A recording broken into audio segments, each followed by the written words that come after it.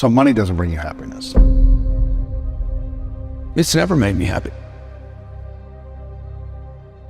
I don't measure happy. What do you measure? I measure accomplishments, I measure targets, I measure, who I'm helping, things that I can actually physically measure.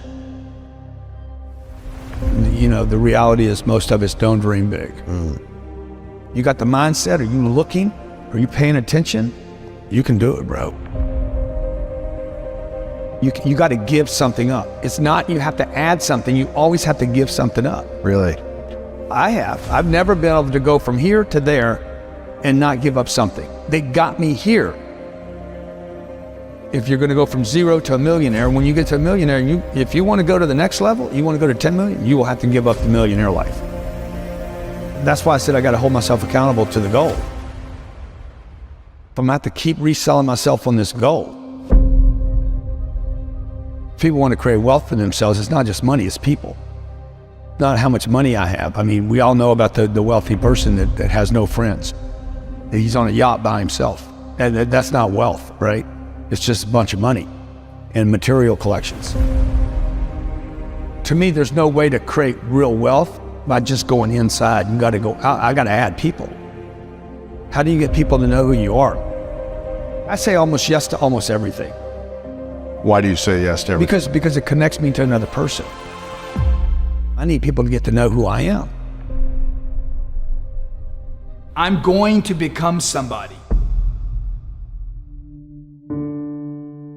I want to contribute more. I don't think about I want to be more happy. I'm not thinking about joy. I'm not thinking about contentment. I'm thinking about action. I want the action. I want the grind. I want the possibility. I want legacy. I'm trying to figure out how to extend 100 years.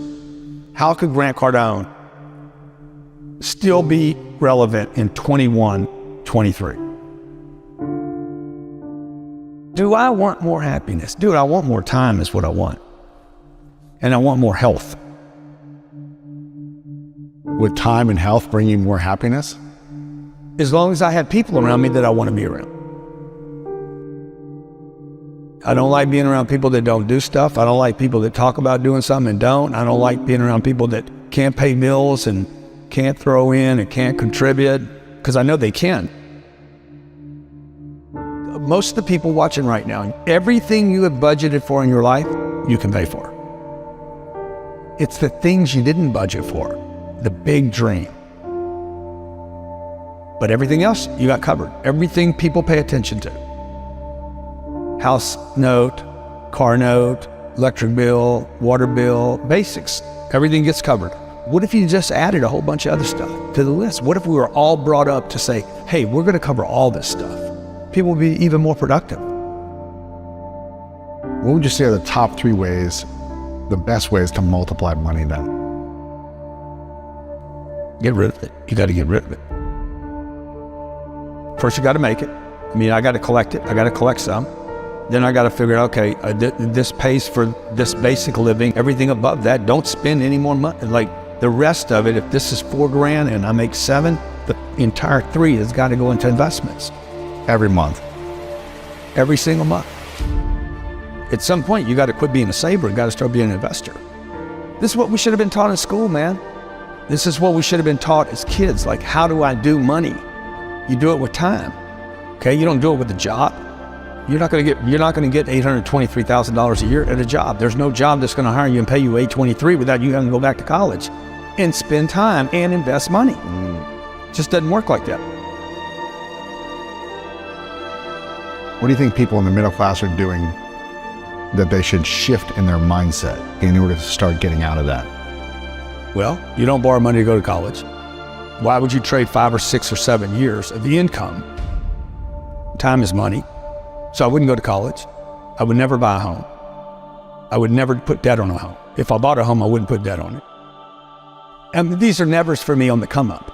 On the come up, yeah. On the come up. Once you have the cash. Dude, once if you're wealthy and you want to go buy homes and would buy yachts and stuff, we'll do whatever you want to do.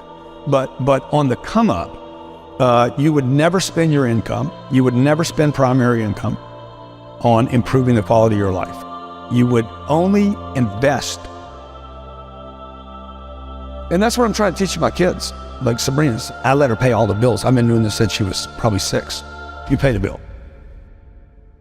We don't give them an allowance. I don't think any kid should be given an allowance. Interesting. Why not? If they want money, they become an employee of the company. They work for the company. We give them a series of things to do. We pay them once a year. Okay, we give them a big check at the beginning of the year. That money goes into Cardone Capital. Wow. And they live off the distributions. Come on. Sometimes they'll get a bonus for doing extra stuff. But they don't get the money. They never get the money. It's invested, and they get that the money is distribution. invested, they get the distributions.